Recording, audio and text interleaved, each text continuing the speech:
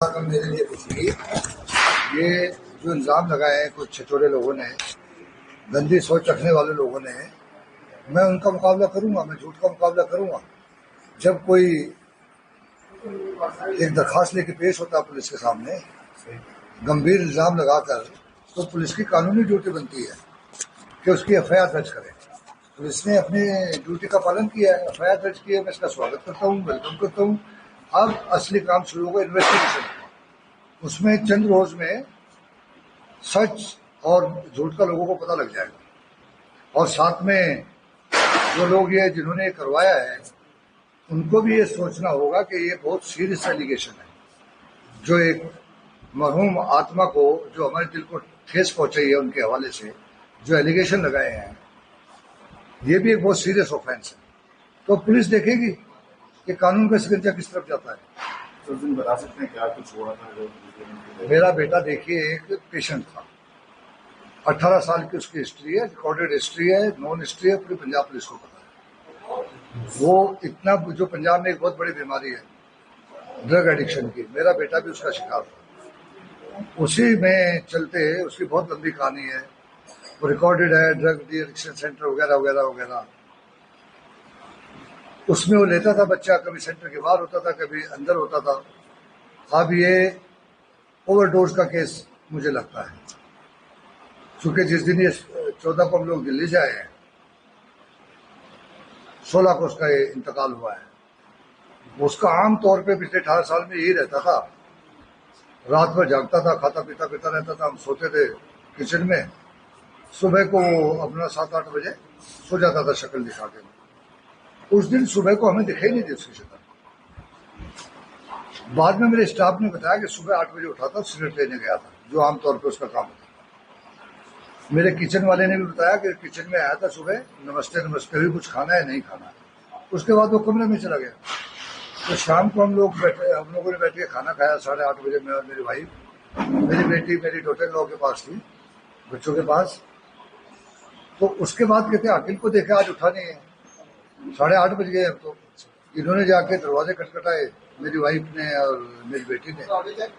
उसके कमरे में दरवाजे से कोई रेस्पॉन्स नहीं आई।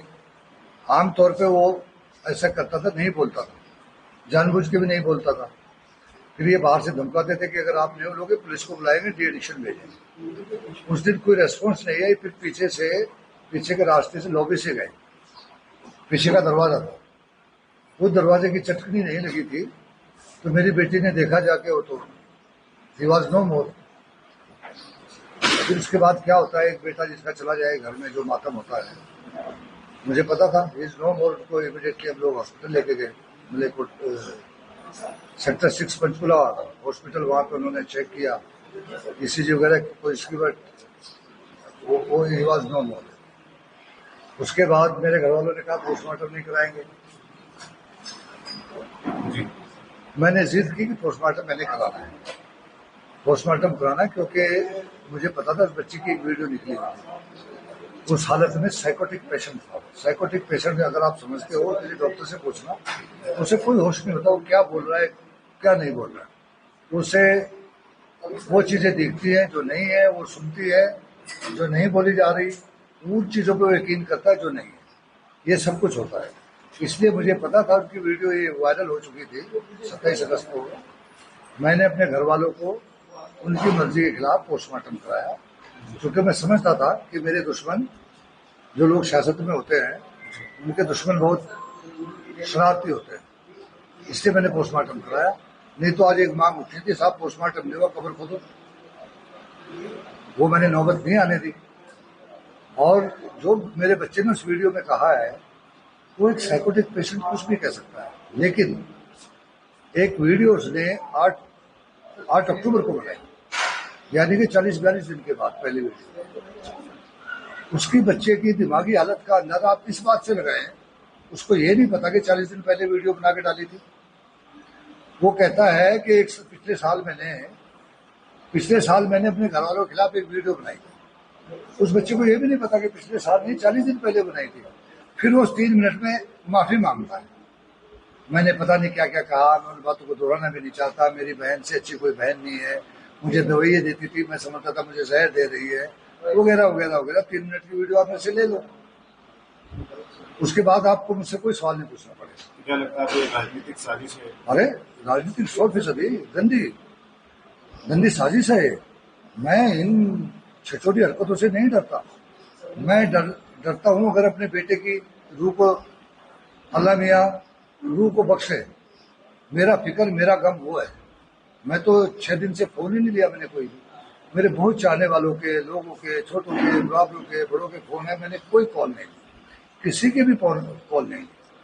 सीनियर ऑफिसर्स के, सीनियर पॉलिटिशियंस के एक का भी फोन मैंने नहीं सुना आज से पहले। लेकिन आज जब ये हुआ फिर मैं खुल के आ गया। अब मैंने उस गम को दबा लिया है, वो तो गम सारी उम्र रहेगा मेरे साथ, लेकिन अब मैं इन छिछोरे लोगों को मुकाबला करूँ। तो शमशुद्दीन कौन है जिन्होंने एफआईआर किया, क्या संबंध है? शमशुद्दीन वो क्लेम करता है कि मेरा पड़ोसी है। मेरा घर मलेरकोटला शहर से 2 किलोमीटर बाहर, जो मलेरकोटला कॉन्स्टिट्यूंसी का भी हिस्सा नहीं है, अमरगढ़ कॉन्स्टिट्यूंसी में। हम लोग वहां हफ्ते में 2-3 दिन के लिए जाते हैं। बाकी मेरी फैमिली चंडीगढ़ में रहती है। मेरे चंडीगढ़ घर में पिछले 25 साल में मेरा बेटा, उसकी आदतों की वजह से हम लोग उसे मलेरकोटला नहीं ले जाते थे, बहुत कम ले जाते थे। इन 25 साल में अगर टोटल उनका मैं मलेरकोटले में 5-7 बार वो मलेरकोटले में गया हूँ। 1-2 बार उसने ऐसी हरकत की, वहीं मलेरकोटले में ये चीजें आसानी से मिल जाती हैं, तो हमने सख्ती से फिर वो पाबंदी रखी। हम लोग पब्लिक लाइफ में है ना, तो पब्लिक मैन को थोड़ा डरना पड़ता है। तो जो शमशुद्दीन है, ये मेरा पड़ोसी कहाँ से, पहले तो सवाल उससे ही है। दूसरा मैंने सुना वो कहता मेरा रिश्तेदार है। अच्छा, मेरा रिश्तेदार बताया तो सही, कब से रिश्तेदार हुआ मेरा, कभी मुझे मिला है? एक बार किसी 2-3 लोगों को साथ लेके आया था सिफारशी, जब मैं डीजीपी ह्यूमन राइट्स कमीशन था। केस ने बैंक फ्रॉड का केस है, इस पे करोड़ों का, उसमें मदद के लिए आया था। मैंने साफ मना किया था, मैं ऐसे केस में मना नहीं करता हूँ। उसकी हिस्ट्री ये है, जो एमएलए हमारे खिलाफ जीता है उसका एक पीए था, 3.5 साल तक उसका पीए रहा।